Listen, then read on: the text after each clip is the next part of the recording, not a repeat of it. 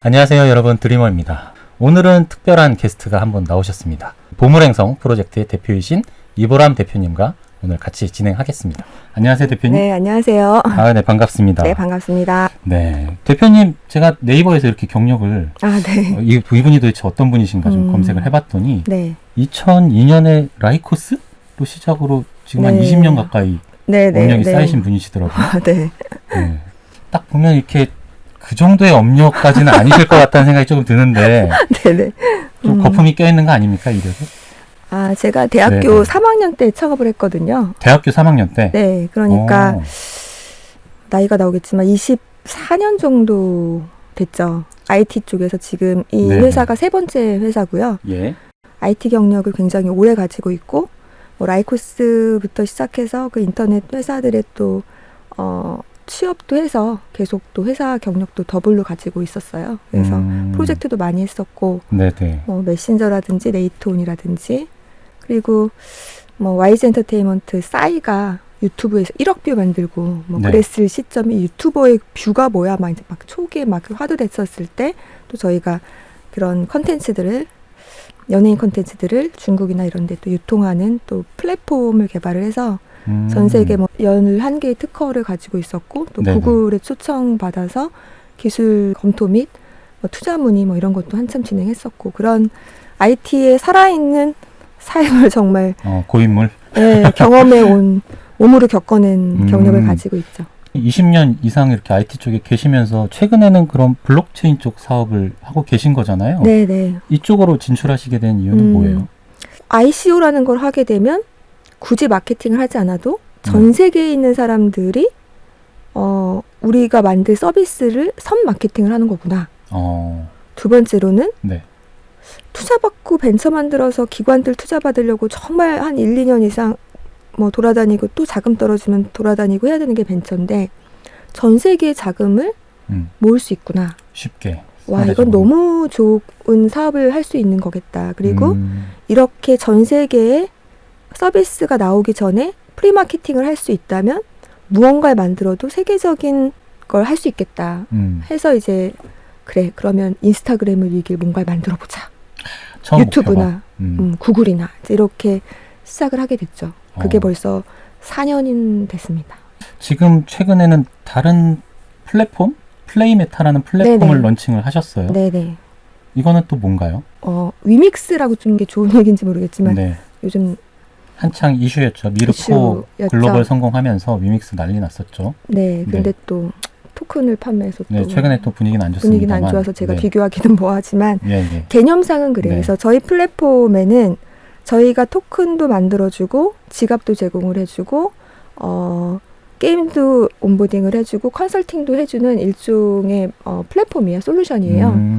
그래서 그거를 이용해서 처음 온보딩 되는 게 보물행성인 거고, 이제 향후에 보물행성이 성공을 한다면 이제 그런 많은, 어떻게 보면 게임은 잘하지만 토큰 쪽은 약한 업체들이 들어올 수 있도록 만들어진 거죠. 그래서 저희 피블의 경험을 이 메타 플랫폼에 녹여서 이제 좀 확장해 나가려는 계획이고, 또 게임이라는 컨텐츠가 굉장히 강하기 때문에 글로벌에서는 한국 컨텐츠로는, 그래서 그런 게임 회사들이 글로벌 시장을 진출할 수 있는 걸 좀 도울 수 있는 파트너가 되고자 하는 게 이제 지향점이거든요. 그리고 추후에는 저희 피블 앱도 지금 보물행성 이렇게 오픈해 놓은 다음에는 NFT를 조금 더 강조한 피블 웹 2.0으로 지금 개편이 될 거고요. 네. 최상위 플랫폼이 플레이메타고 그 아래 이제 다양한 저희가 그리는 메타버스 환경이에요.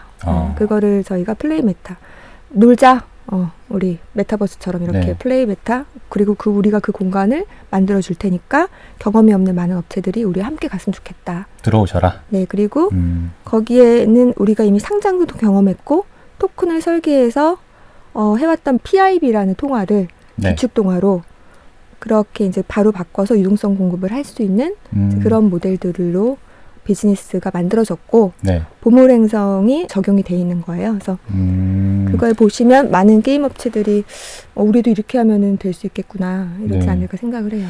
거기에서 이제 가장 처음 시도되는 프로젝트가 방금 말씀하신 보물행성 프로젝트예요. 이게 어떤 프로젝트인가요?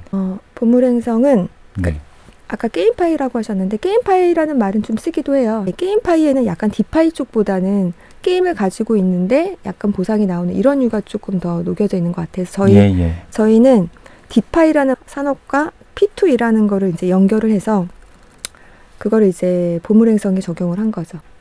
뭐 딱 테마는 돈 벌어보자 재밌게.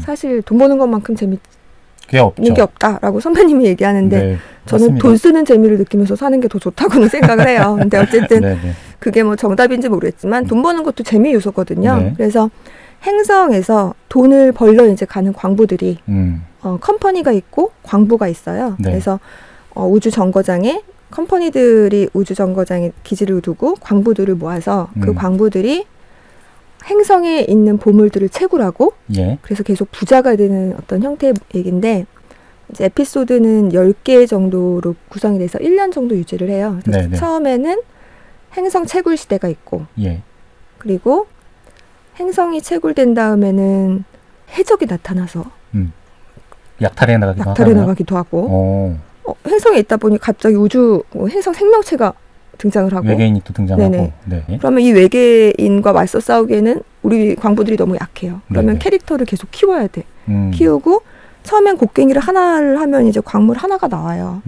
그러다가 약간 내가 더 채굴의 수익률을 높여야겠다. 그러면 돈을 더 벌고 싶다. 그러면 이제 보상받은 보물 토큰들을 이제 투여를 하게 되면 수익률이 높아지고 더 비싼 광물들이 나오고 강화되는 개념인 건가요? 캐릭터를 육성시키는 게임이에요. 그리고 게임의 가장 재밌는 요소는 오픈 시나리오예요. 그래서 에피소드 1을 깨기 위해서 뭐 어떤 미션이 주어졌는데 깨지 못한다. 그러면 컴퍼니 둘이 합심을 해서 깨야 된다든지 아니면 어떤 큰 뭐 대항체가 나타났는데 우리의 뭘로는 어렵다. 이런 설계들을 시나리오들을 커뮤니티에서 같이 스토리를 만들어 가거든요. 어쩌면 롤플레이 게임인데 커뮤니티가 굉장히 강한 그런 형태라고 볼 수 있어요. 그럼 이 게임의 좀 재미 요소를 잠깐 말씀하셨는데 그런 어떤 협동도 발생하고 유저들 간에 그리고 자기들이 만들어가는 스토리에 좀 주도적으로 참여할 수도 있고 그리고 성장하는 재미도 있고 무엇보다 제일 중요한 건 돈 버는 재미가 있다. 그렇죠. 돈 버는 재미, 같이 돈 버는 재미, 혼자 돈 버는 재미. 대부분 내가 더 많이 벌고 싶어 하는데 그렇죠. 그 방금 말씀하신 그 요소 중에 컴퍼니하고 광부가 있었어요. 두 개는 뭐 어떻게 서로 다른가요? 자본주의를 생각하시면 그냥 컴퍼니는 직원들을 고용하듯이 컴퍼니에서 광부를 고용해서 광부는 광물을 캐고 그 광물 캔 거에 커미션을 컴퍼니는 가져가는 거죠. 그래서 저희 독스를 보시면 광부 수익의 한 4배 정도를 컴퍼니가 가져가요. 사실 그렇잖아요. 월급보다 많이 벌잖아요. 그렇죠. 회사가 많이 벌죠. 그런 구조로 돼 있어요. 컴퍼니도 유저고 광부도 유저고 그렇습니까? 이게 광부들의 모임이 컴퍼니가 아니고 아니에요. 컴퍼니가 광부를 고용해서 광부가 노동을 한 후에 이제 컴퍼니에게 이제 바치는 거고 하기는 뭐하고 컴퍼니는 이렇게 좀 뭐랄까 열심히 일을 시켜서 내 밑에 있는 광부들이 일을 하면 수익만 이렇게 쪽쪽 가져가고 현실 세계에 있는 거랑 똑같이 상상하시면 돼요. 복사판이네요. 현실 세계 메타버스 세계. 현생도 힘든데 메타버스에서까지 착취당하는 아니죠. 현생은 너무 힘든데 근데 사실 게임이라는 게 그렇잖아요. 내가 현실에서는 좀 약한데 캐릭터를 강화해서 게임 세계에서는 좀 강해지고 싶고 이런 것도 있는 것처럼 우리 보물행성에서는 현실에서는 내가 8시간 일하면 8시간 버는데 우리가 24시간 일하면 죽잖아요. 그렇죠. 근데 저 메타버스 세계에서는 24시간 일하면서도 부스터를 맞을 수 있고 돈을 더 벌 수도 있고 그리고 컴퍼니가 미션을 준 후에 광부한테 어떤 광물을 캐하라 라고 했는데 그 미션 이외에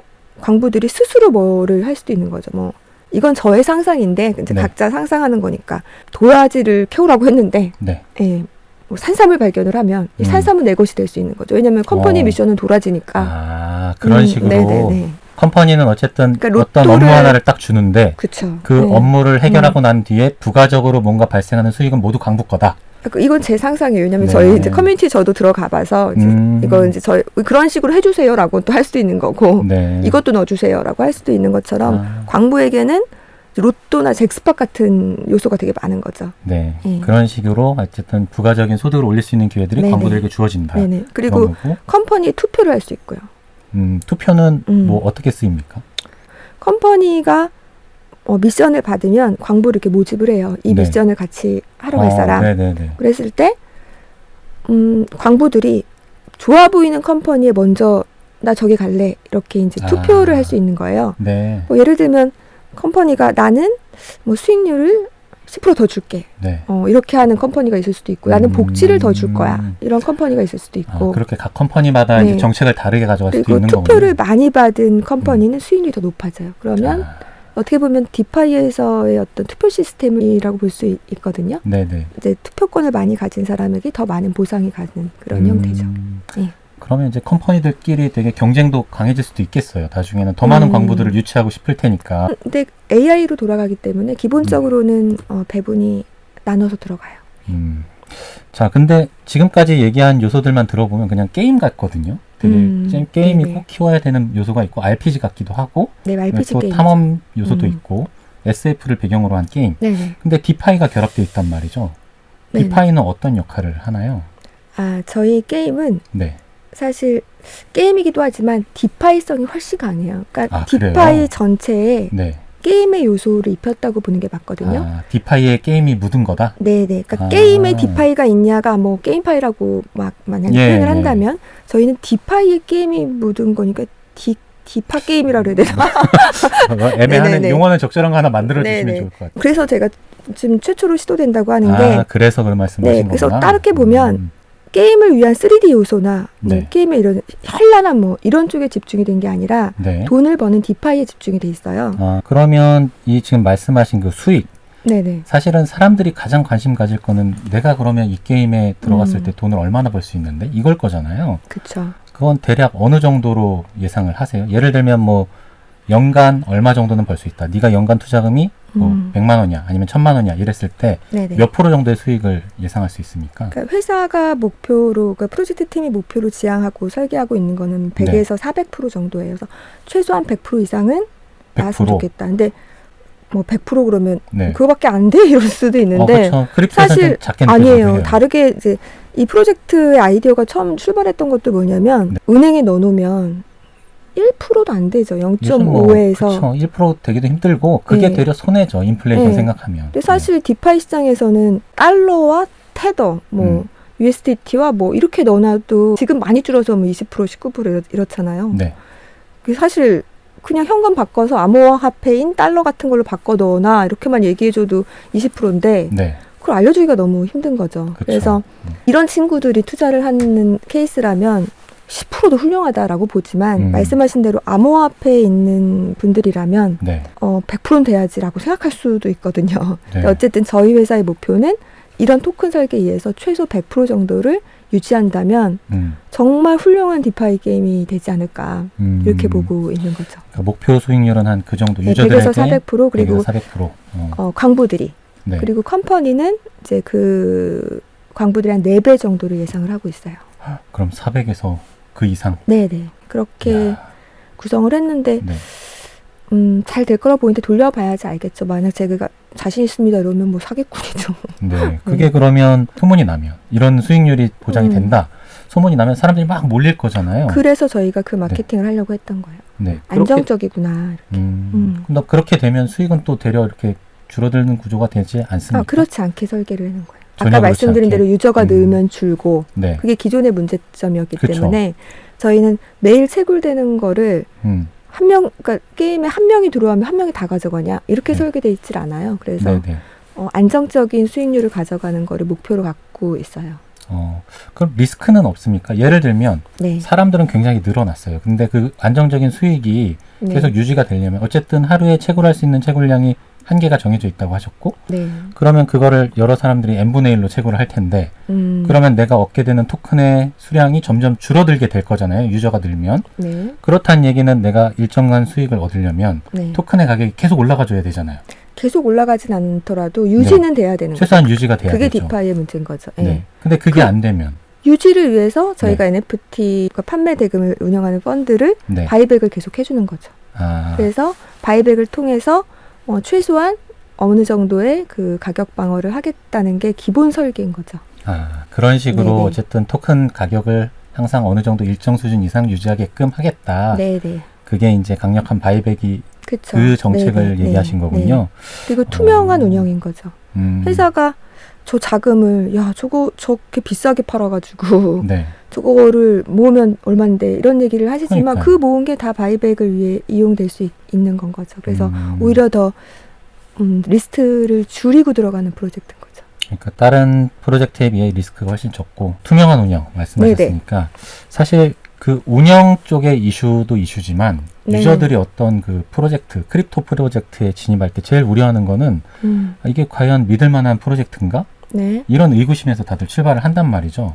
팀원이 미공개되어 있는 프로젝트는 일단은 난 안 한다. 이런 분들이 굉장히 많으세요. 요즘 민팅 시장은 그럴 수 있겠네요. 네. 그래서 보물행성도 어쨌든 현재 NFT를 판매하려고 준비를 하고 계시잖아요. 민팅 준비를 하고 있으니까 이 프로젝트가 어떠냐라고 이렇게 질문을 던졌을 때 이거 팀원도 공개 안 돼 있는데 이런 걸 왜 해요? 이런 반응이 되게 많으시거든요. 이런 분들에게는 좀 어떻게 신뢰를 줄 수 있을까요? 그거는 너무 당황스러운 질문인데. 이게 당황스러운 질문이신가요? 네네. 왜냐면 저희는 익명인 적이 한 번도 없어요. 그래요? 네네. 왜냐면 저희는 지금 4년이나 됐고 4년 전부터 저희가 뭐 그라운드 X에서 하는 행사에 스피치를 한다든지 아니면 후오비, 업비, 비썸 이런 행사들을 저희가 다 참여를 했던 회사예요. 과거 히스토리 보시면요.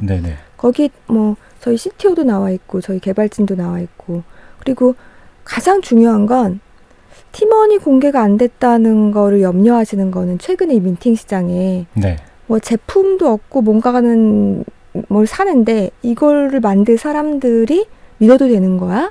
라는 의구심 때문에 러그풀이 너무 많아서. 그러니까 최소한 이 사람 얼굴이라도 있으면 책임지는 거 아니야? 막 이런 거나 아니면 파트너사가 어디니까 백허가 누구야?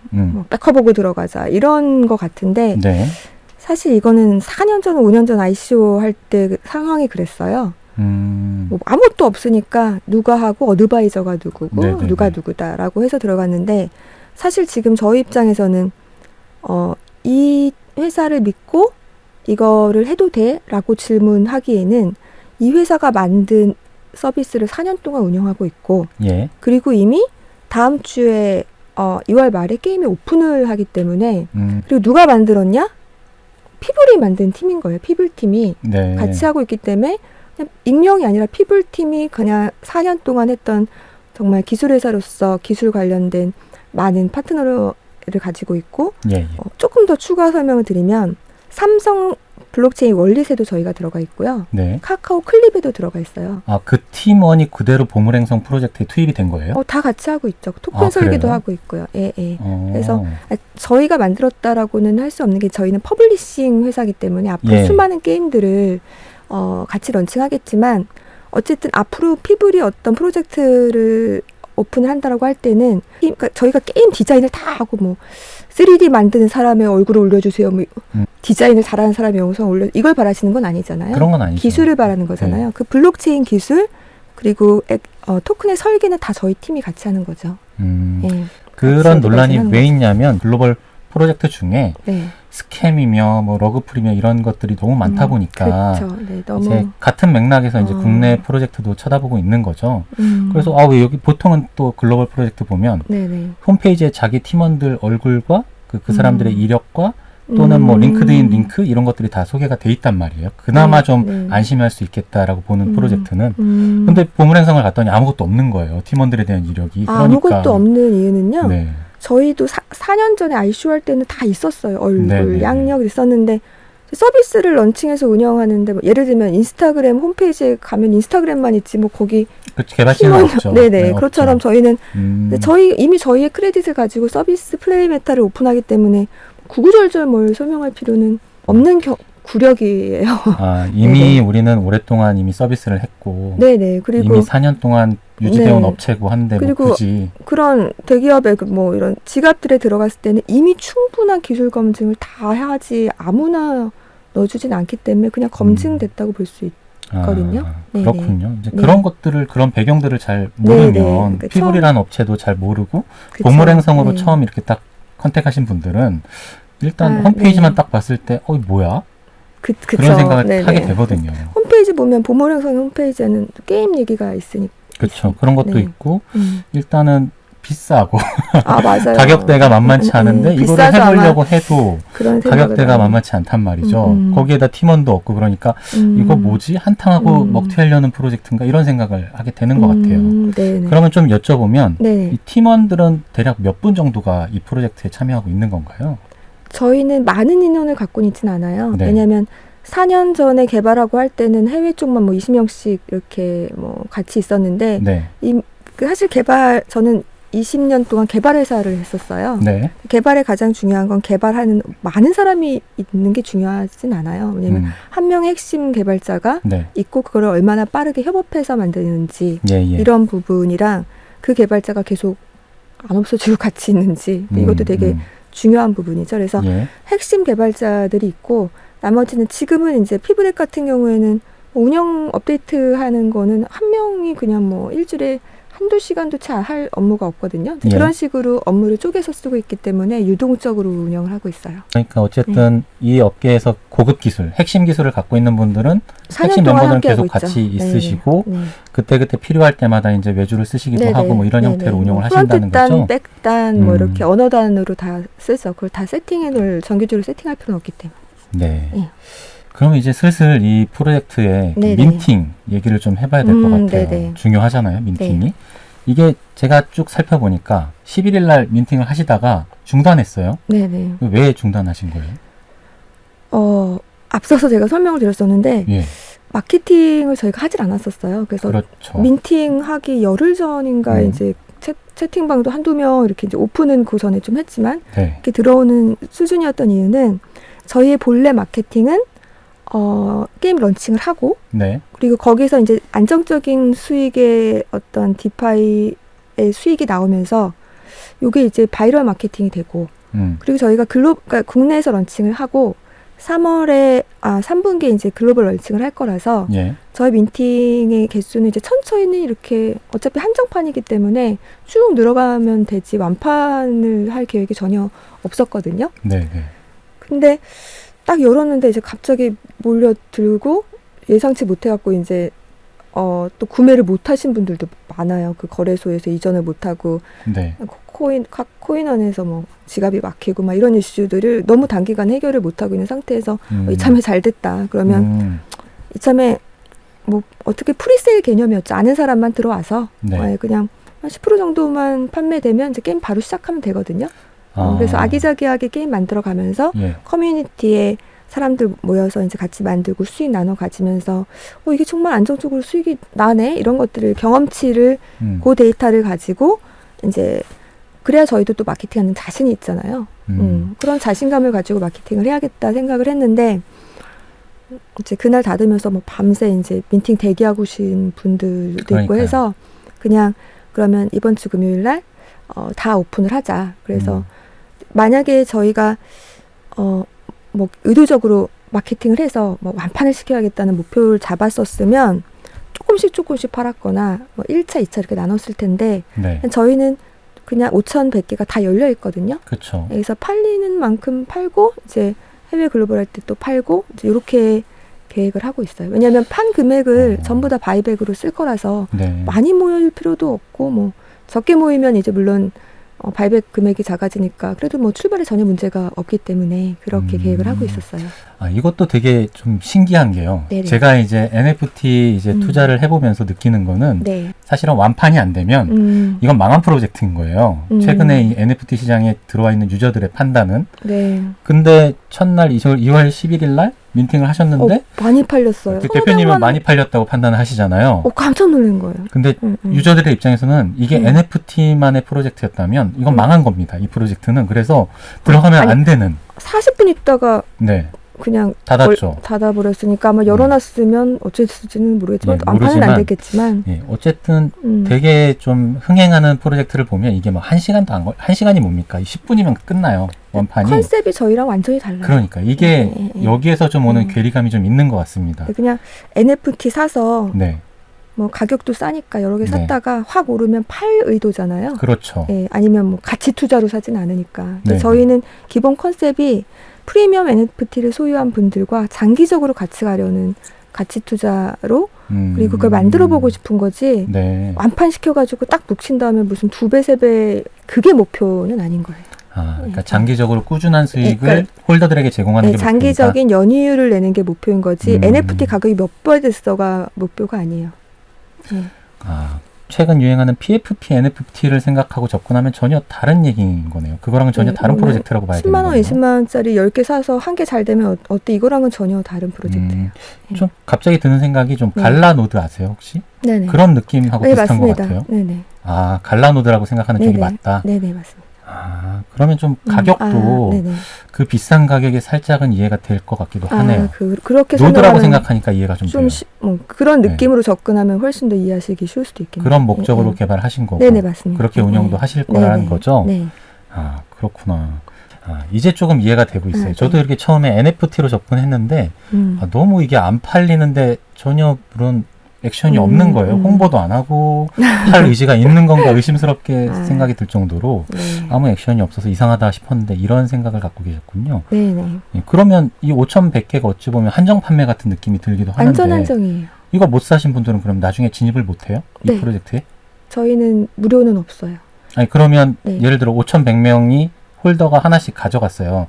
NFT가 5,100개니까. 5,100. 근데 한 분이 10개씩 사고 이래서 그렇죠. 심지어 되게 적은 숫자일 거예요. 그럼 예를 들어 홀더가 예를 들어 3,000명이 됐어요. 네. 근데 NFT를 더 이상 안 팔아. 팔 수 있는 게 없어. 네네. 그렇게 되면 나중에 진입하는 유저도 있을 거잖아요. 대여를 해줘요.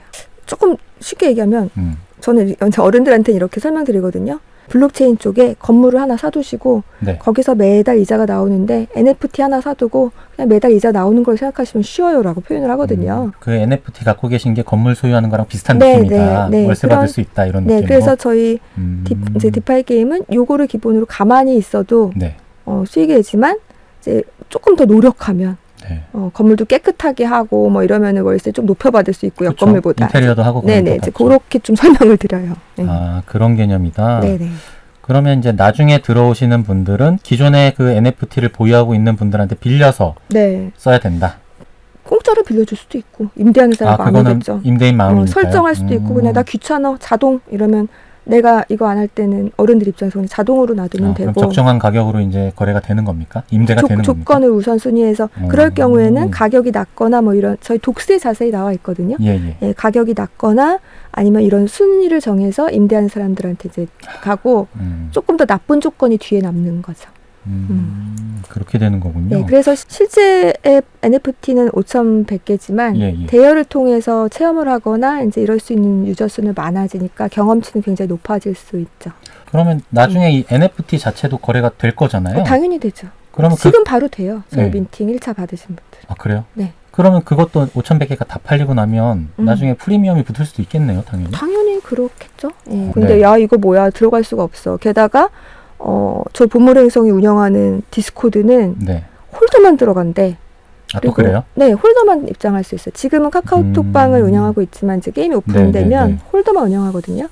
그러면 대여한 사람들은 커뮤니티 참여를 못해요. 목소리 높일 수 없고 투표권이 없거든요. 너무 좀 매정한 거 아닙니까? 아니 뭐 집주인 임차인도 고객인데 아니 내가 물건을 못 갖고 있다고 들어오는 것까지 막는 건 좀 너무 하신 거 아니에요? 그러게요. 그런 분들이 나중에 구매할 수도 있잖아요. 그거는 이제 디스코드 커뮤니티에서 야 우리 그 임대인들 입장에서 임차인도 뭐 하자 뭐 이렇게 투표가 통과되면 또 있을까? 글쎄 그걸 원하실지 당장은 그런 생각은 없으신 거고. 독스에서는 일단은 없어요. 그러면 그거는 나중에 어디서 살 수 있어요? 예를 들면 지금 홈페이지에서 팔고 있는데 다 팔렸어요. 그럼 어디서 사요? 필요한 사람은? 지금 당장도 저희 홈페이지에 들어가면 지갑이 있어요. 그리고 오픈시에 지금 바로 보여져요. 오픈시로 옮기면. 그래서 오픈시에서 팔면 되고 지금도 팔 수 있고 그리고 3월 달에 저희가 NFT 마켓 자체 마켓을 오픈을 해요. 거기에 이제 보물 행성 전용관이 들어가거든요. 그러면 그 안에서는 오픈시에서는 이더나 뭐 이제 이렇게 구매해야 되지만 여기는 보물 토큰으로 산다. 피블 토큰으로 살 수가 있어요. 피블 토큰으로 사요? 네, 둘 다. 둘 다로. 그리고 이제 앞으로 런칭되는 타 입점들, 타 게임들도 자기 전용관을 갖게 돼서 자기 전용관도 쓸 수 있게 구성이 돼. 전용 토큰들도 쓸 수 있게 구성을 되는 거죠. 그러면 일종의 그 플레이 메타의 어떤 거버넌스 토큰이라고 봐야 될 게 이제 PIB 토큰이고 각각의 이제 게임은 예를 들면 보물행성 프로젝트는 보물이란 토큰을 쓰고 피블 보물, 뭐 피블 뭐 나물, 뭐 다른 프로젝트는 그들의 뭐 고유한 토큰을 쓰고 이런 형태가 된다는 거죠. 그래서 각 토큰들이 생존할 수 있는 구성을 갖는 거죠. 네, 그래서 향후 런칭되는 모든 게임들은 피부를 통해서 저희는 또 클라이 스와브도 있지만 또 상장도 되기 때문에 바로 현금화 될 수 있는 거죠. 그러면 기존의 그 피블 토큰은 상장한 지 되게 오랜 기간이 지났잖아요. 네. 그런 분들이 예를 들어 이번에 보물행성 프로젝트에 나는 투자를 하겠다. 그럼 뭔가 특별한 혜택 같은 게 있습니까? NFT를 사는데 혜택이 있냐 그러면 없거든요. 네. 없는데 저희가 오늘 아마 피블 보물 페어에 들어가요. 이런 거에 페어에 예치하셔서 또 수익을 내실 수도 있고 그리고 보물행성 안에 되게 다양하게 피블로 결제하는 것들을 만들어 놨어요. 그리고 네. 뭐 소소하게 시작되지만 지금 다 공개할 수는 없지만 뭐 특별한 이벤트에 참여한다든지 뭐 스페셜한 무엇들 뭐 이런 것들을 이제 피블로 구매하도록 해놔서 앞으로 이런 게임들 저희가 서포팅하는 게임들에는 지금 보물행성에 있는 같은 모델을 적용을 시킬 거거든요. 네. 그러면 어쨌든 피블의 공급량은 정해져 있고 네. 사실 저희는 유통량도 거의 다 풀려있는 상태의 오래된 회사이기 때문에 그래서 유통량이 왜 이렇게 많냐 뭐 이런 거는 진짜 너무 옛날 방식의 질문이고요. 네네. 거꾸로 유통량이 다 풀려있는 건 저는 좋다고 생각해요. 더 이상 뭐 발행되는 게 없으니까. 네, 발행될 것도 없고 뭐 어서 나올 락업 물량 뭐 쭉 나올 것도 없고 그냥 현재 있는 그대로에서 리스크가 거의 없이 시장을 바라볼 수 있는 거죠. 그 상태에서 피블로 쓰여지는 사용처가 많아지는 거고 네. 그리고 보물행성뿐만 아니라 이제 저희와 제일 온보딩되는 것들에서 들어오는 유입되는 피블은 이제 다 소각을 시킬 거예요. 갑자기 드는 생각인데요. 네네. 피블은 이미 다 풀렸어요. 근데 사용처가 는다는 건 수요가 는다는 얘기니까 네. 그럼 가격이 자연스럽게 오를 거라는 예상이 딱 되거든요. 저는 그렇게 바라보고 지금 있어요. 사요? 그러니까, 아니 근데 그런 생각이 대번에 들 것 같아요. 다 풀렸다고 얘기하면 또 오해가 있을 수 있겠는데요. 300억 개의 발행량 중에 네. 회사의 보유량이 이제 에코시스템을 갖고 있는 게 한 100억 개쯤 돼요. 예, 그 중에 30%? 예, 지금 다른 프로젝트랑 다르게 재단 주소 들어가 보시면 저희 4년 내내 그거 그냥 그대로 설계대로 쓰고 있거든요. 네. 예, 그리고 그거를 저희가 갑자기 뭐 우리 20억 개부터 팔아야지 이렇게 하지 않기 때문에 이미 네. 뭐 200억 개는 시장이 다 유통이 되고 있다고 보여지는 거고 시총도 지금 얼마인지 모르겠지만 뭐 네. 이원 기준이면 네네. 400억 정도 200억 개라고 봐도 굉장히 가볍죠. 그리고 소각은 계속 이루어질 거고 네. 그리고 다른 또 특징 하나는 주식을 보면 회사의 자금으로 이걸 이제 바이백을 하거나 또 자금이 필요하잖아요. 근데 사용처가 계속 늘어나서 글로 들어오는 피블의 입금량을 소각한다는 건 제한되지 리미트 없는 소각 일정이라고 볼 수도 있는 거거든요. 네. 그런 식으로 계속 관리를 해나가고 계시고 투명하게 관리를 했고 네네. 설계대로 다 해오셨다. 네. 그 피블이 한번 빵 떴다가 네. 급락을 했었잖아요. 안타깝게도. 우려가 보물도 저렇게 되는 거 아니야? 이런 생각을 할 수도 있을 것 같아요. 근데 그게요. 네. 또 그렇게 보면 안 되는 게 모든 코인들이 한 번씩 빵빵 텄다 하는 시점이 있었어요. 당시 그 비트 쭉 오를 때. 그리고 또 하나 제가 4년 동안 사업하면서 어려웠던 건요. 그 비트가 떨어지면 뭘 해도 떨어져요. 뭐 혼자 뭐 어떻게 막 날아가기는. 그래서 비트가 일단 잘 안정화돼 가고 있는 것 같고 또 전 세계적으로 비트의 안정성과 투자성을 좀 이제 뭐 많은 기관들도 투자를 하고 있고 나라에서도 쓰고 있기 때문에 안정화되면 그렇게 유동성 있는 이런 변화는 없을 것 같고요. 네. 예. 보물 같은 경우에는 이제 가격을 방어할 수 있는 바이백과 소각, 네. 그리고 프리세일과 에어드랍을 없앤 것, 네. 그리고 가장 중요한 건 굉장히 강력한 커뮤니티가 이 토큰의 정체성과 가치성을 지속적으로 유지시킬 거라는 것. 이런 요소들을 구성을 해놓은 거죠. 네. 네. 뭐 커뮤니티의 신뢰도 신뢰지만 일단 바이백 정책을 저희가 처음에 좀 잠깐 얘기했듯이 네. 그런 식으로 소각해 나가는 게 있고 네네. 그것만 해도 뭐 굉장한 도움이 될 것 같아서 네, 신뢰할 수 있는 부분인 것 같고요. 이게 좀 피블 홀더들에게는 네. 조금 뭐랄까 불만사항일 것 같긴 한데 왜 민팅을 피블로 안 합니까? 클레이로 하셨어요? 그 질문을 되게 많이 하세요. 근데 홀더 입장에서는 되게 기분 나쁠 것 같은데요? 다른 해외 NFT 프로젝트 보면 어떤 네. 특정 코인과 연계를 해서 얘로만 민팅을 하기 위해서 얘 가격을 막 띄우고 기본적으로 저희 모금액이 뭐 이거 다 한 200억 정도 되는데 시장에서 다 긁어와서 사셔야 되잖아요. 네, 네. 그게 하나 있었고, 두 번째로는 저희가 바이백으로 쓰는 금액은 이제 계속 펀드를 운영해야 되기 때문에 또 네. 결국 피부를 받아서 피부를 매각해야 되는 이슈 같은 걸 하고 싶지 않았던 거죠. 왜냐하면 현금화해야 되기 때문에 피부를 팔지 않겠다는 의지죠. 네, 재단에. 그래서 클레이로 사게끔 해서 네네. 그 클레이를 써가면서 소각을 시키겠다. 이쪽 시장에선 기축통화하니까 거래량도 많고요. 뭐 저는 사실은 피부 홀더가 아니었기 때문에 네. 그 선택에 대해서 뭐 동감이 됩니다만 네네, 피부를 뭐 16층, 20층에 계신 분들은 불만이 대단한 것 같더라고요. 이런 기회를 왜 도대체 이보람 대표는 활용 안 하고 그런 생각들 갖고 계신 분도 있는 것 같아요. 한 번에 반짝 모를 위해서 장기적으로 가지 못하면 결국은 또 제자리로 본다고. 그러니까 천천히 장기적으로 우상향할 수 있는 이제 사업 환경이 됐어요. 네. 뭘 하고 싶어도 못했었던 때가 있었고 네네. 뭘 하려고 해도 안 됐던 때가 있었는데 이제는 이제 장기적으로 갈 수 있으니까 예. 또 4년 동안 해왔는데 4년 더 가는 건 쉽죠. 예. 자, 그럼 어쨌든 장기적으로 쭉 프로젝트가 롱런 하려면 네. 뭔가 홀더들에 대한 특별한 혜택이 계속 지워져야 되고 네. 그리고 뭔가 장기적으로 로드맵이 네. 이거 될 법하다라는 느낌을 좀 줘야 홀더들도 계속 유지를 할 거잖아요. 네네. 홀딩을 할 거잖아요. 네. 어떤 비전을 갖고 어떤 로드맵을 갖고 계신가요? 저희 플레이메타를 2022년에 그러니까 홈페이지 자체를 완전히 플레이메타로 바꾼 거예요. 그러니까 네. 기존에는 이제 피블 코인 이랬지만 대부분 페이스북을 메타로 바꾼 것처럼 네. 예, 저희가 가지고 있는 것 가지고 플레이 메타를 운영하겠다. 그리고 거의 로드맵에는 지금 게임 형태로 온보딩 시키는 것들 그리고 네. 이제 추가로 저희가 그간 개발해왔던 것들을 확장시키는 네. 것들에 대한 로드맵이 있거든요. 그래서 피블의 사용처를 계속 늘리고 저희가 4년 동안 했던 것들을 나누는 이제 그런 어떤 플랜들로 이루어지면 많은 성과가 있을 것 같다고 생각하고 있어요. 예.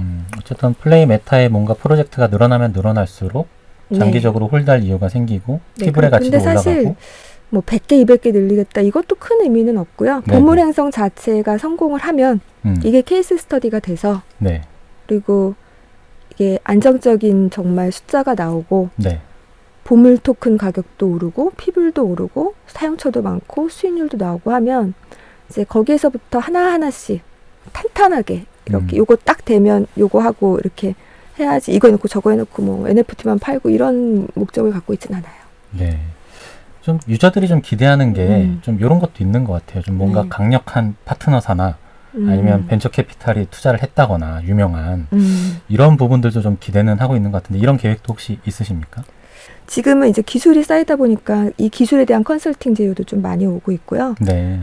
VC 투자도 뭐 오늘 아침에도 또 뭐 메일 하나 주신 분도 있고 이런데 그거는 연료는 있는데 막 당장 급하지는 않아요. 그리고 제휴 쪽은 언제나 회사에 도움이 될 제휴 파트너는 이제 같이 가려고 하고 있고요. 열려 있고. 네네. 언제라도 문의를 주시면 답변을 하시겠다.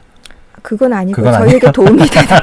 왜냐면 저희 기술을 네. 뭐 엄청 고생한 기술을 네. 무상으로 풀 이유는 없고요. 저희가 가진 경험과 이런 것들이 이제 저희의 제휴의 가치겠죠. 네. 그러면 그 보물행성 프로젝트 자체만의 어떤 호재랄까요? 이런 것들은 혹시 있나요? 준비되고 있는 게 있을까요? 보물행성 같은 경우에 게임이기 때문에 이제 네. 게임 회사들하고 저희가 제휴를 맺어간다면 네. 그런 부분들이 보물행성이 또 큰 호재가 되지 않을까 싶은데요. 하나씩 네. 뭐 좋은 호재가 있을 수도 있도록 준비라 해야죠라고만 말씀드려야겠는데요. 네, 네. 알겠습니다. 네, 마지막으로 이제 민팅을 앞두고 이 예비 홀더가 되실 분들에게 한 말씀 해주신다면. 제가 디스코드의 커뮤니티를 저도 샀고 저희 직원들도 이제 다 민팅에 참여했는데 10분 안에 못 샀어요. 저도 막 이렇게 하고 있었는데 그러니까 혜택 있잖아요. 빨리 사면. 빨리 사면 그러니까 지금 제 계산으로는 이 방송할 때 저희 보물 토큰 가격이 어떻게 결정되는지 모르겠는데 네. 어쨌든 1,500만 원 정도에 이걸 사면 안정적으로 갖고 있고 그리고 추가 수익도 낼 수 있고 그리고 빨리 사면 이제 보물 코인을 6,000개를 줘요. 그래서 요거 투자할 만하다 해서 이제 다 직원들도 이제 했는데 못 샀어요. 근데 대신 이제 저는 컴퍼니를 이제 순위는 안 들었지만 좀 많이 샀죠. 그래서 제가 디스코드에서 운영하면 저희 NFT 참여하시는 분들하고 또 굉장히 재미지게 얘기하면서 네. 좀 돈도 벌고 진짜 메타버스에서 뭐 SF 영화 같이 만들어가는 그런 재미를 좀 같이 만들어서 좀 활동하는 인플루언서가 되고 싶어요. 우리 게임 안에서. 대표님이 사는 건 근데 반칙 아닙니까 이거? 왜요? 저도 열심히 노력해서 성취한 거예요. 민팅에 이게 정확하게 정시에 참여를 하셨다. 계속 9시부터 저희 그날 저희 그 코인 전송 못하는 선배님들이랑 네. 열심히 앉아가지고 이렇게 가르쳐드리면서 네 분이 앉아가지고 열심히 샀는데 네. 샀어요. 네, 아무튼 민팅을 며칠 앞두고 있는 이 보물행성 프로젝트 네. 좀 많은 관심 가져주시고요. 가격은 네네. 좀 있지만 그만한 네. 보상을 충분히 네. 가져다 줄 걸로 저도 생각이 좀 들고요. 오늘 인터뷰 여기서 마무리하겠습니다. 감사합니다. 네, 감사합니다.